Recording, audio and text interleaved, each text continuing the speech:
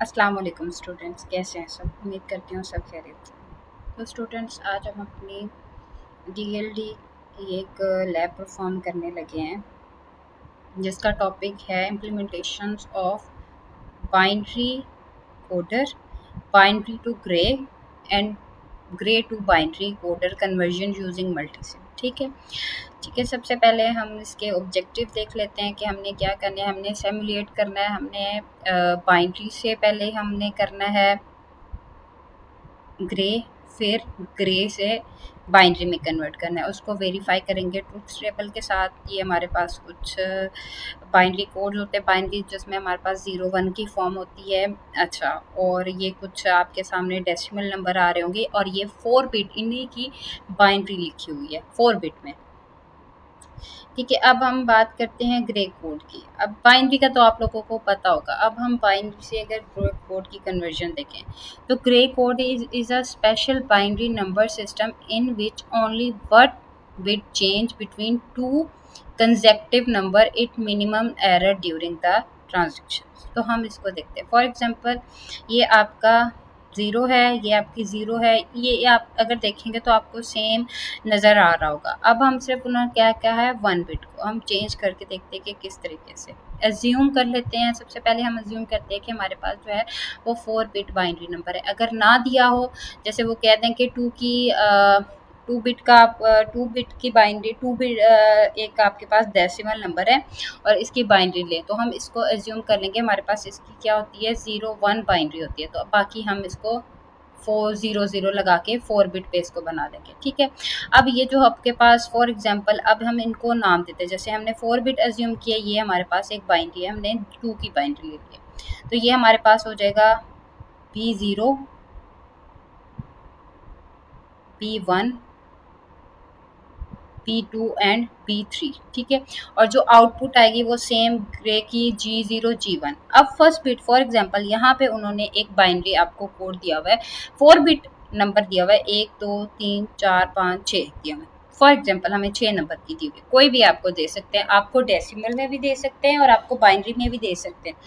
तो first bit तो आपकी क्या करेगी, एज इट इज ही नीचे आ गई। ठीक है। फिर अब आप क्या करोगे, अब आप ये वाली जो इनपुट्स है, हमने इनपुट्स पे काम करना है, जिसको हमने B0 बाइनरी पे काम करना है, हमने ग्रे पे हमने कुछ नहीं काम करना है। इसका और इसका एक्सॉर लेंगे। एक्सॉर में ऑपरेशन में क्या होता है, जब आपकी सेम आउटपुट होती है, सेम इनपुट होती है, तो आउटपुट विल बी 0। अगर चेंज होती है तो आउटपुट विल बी 1। 0 1 का एक्सॉर लेंगे तो मतलब चेंज है 1। 0 और 0 सेम है तो 0। 0 और 1 चेंज है 1। 1 और 1 सेम है 0। 0 और 1 चेंज है। ये आपकी ग्रे कोड की कन्वर्जन हो जाती है। अब हम क्या करते हैं, इनका एक्सप्रेशन बनाते हैं, इक्वेशन। जैसे अभी हमने कहा था कि यहाँ पे G3 की क्या आंसर आता है, ये आपके पास G3 है, ये G3 ji as it is G3 जो है वो एज इट इज ही आ जाता है, वो किसके बराबर हो जाता है B3 के। अब G2 की आउटपुट क्या आती है, जी इसकी और इसका एक्सॉर लेने से आपका G2 की आउटपुट आ जाएगी। और G1 क्या आ जाएगा, B2 और B1 की एक्सॉर लेने से। इस तरीके से आपका ये एक्सप्रेशन बन जाता है और इस तरीके का कुछ लॉजिक एक्सप्रेशन भी आपके पास बन जाता है। हम अब क्या करेंगे, इसी लॉजिक एक्सप्रेशन को कॉपी करते हैं और अपने मल्टी सिम पे पेस्ट करते हैं। ठीक है।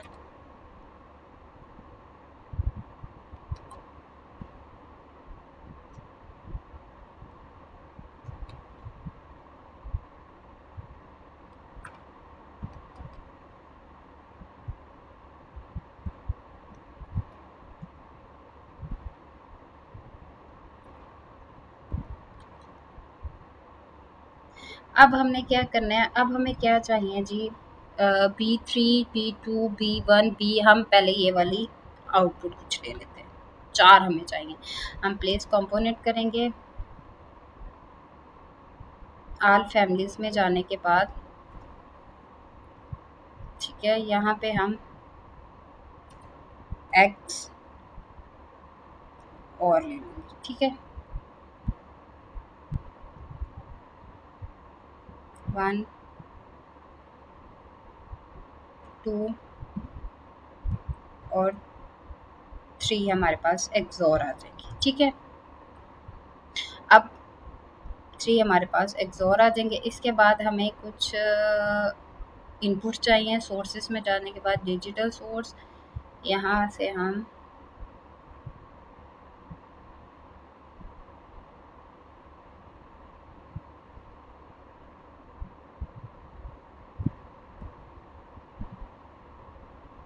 ठीक है, ये हमने 4 ले लिए। अब सबसे पहले हम इनकी जो है वो वैल्यूज चेंज कर लेते हैं। ठीक है,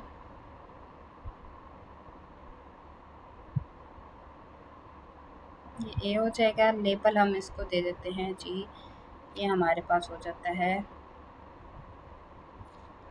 B3,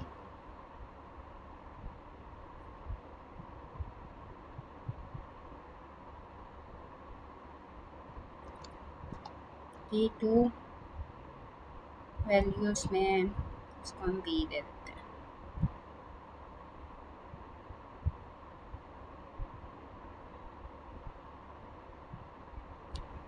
ये हो जाएगा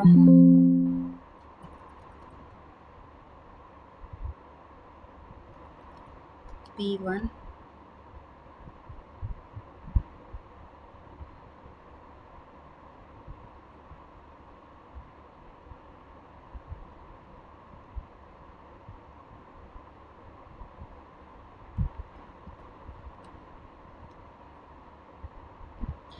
ठीक है।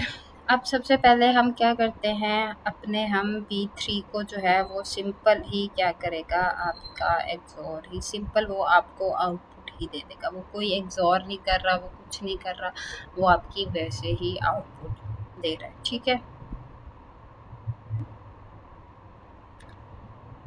ठीक है, B3 आपका G3 के बराबर ही आ रहा है। ठीक है, अब हम क्या करेंगे, इसको हम B2 एक्सोर B2 एक्सोर ये हो जाएगा B3 के साथ।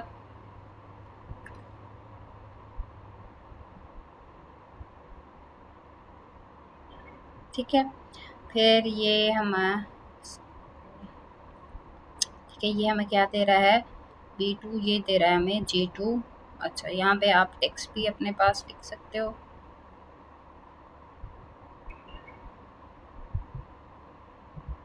ये हो गया G। ठीक है, अब G3 में क्या आ रहा है जी, G3 हमें दे रहा है B2 और B1। ठीक है,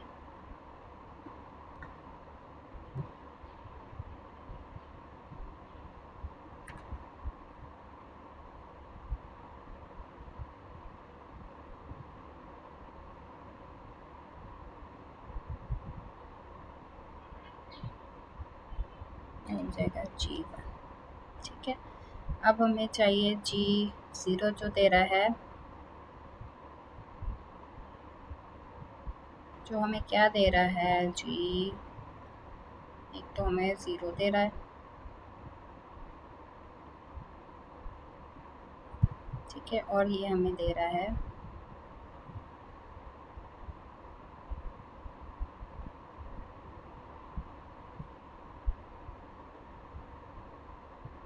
अब हम क्या करेंगे, प्लेस का इसके अंदर प्रॉप ले लेंगे। आप प्लेस कंपोनेंट, अब हमने प्रॉप लेने, इंडिकेटर्स में जाएंगे।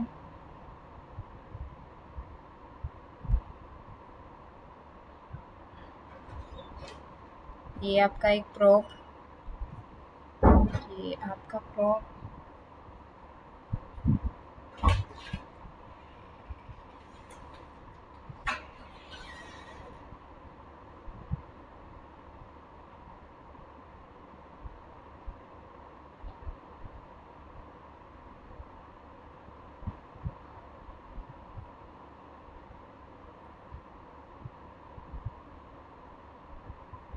ठीक है। अब हम इसको ऑन करके देखते हैं।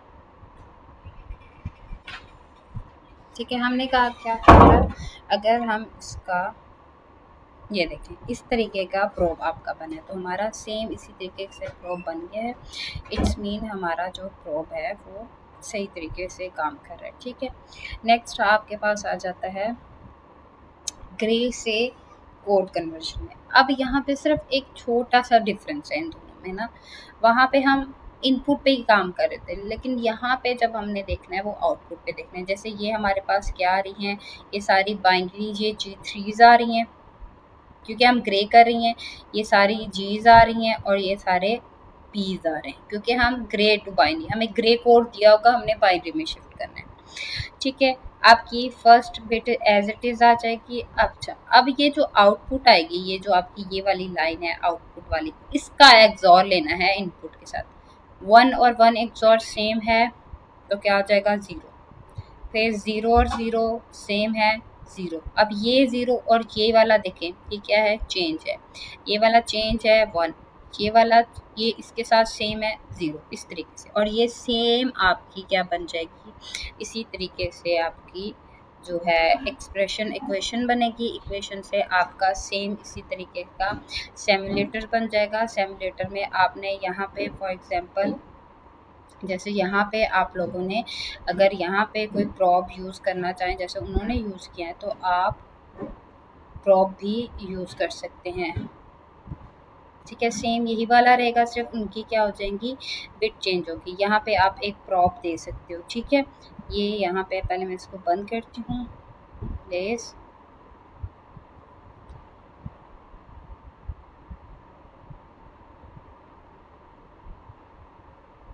ये आप इसके साथ इसको प्रॉप को डायरेक्ट कनेक्ट कर लेंगे। ठीक है, अब हम इसको चला के देखते हैं। ठीक है, ये देखें सही है।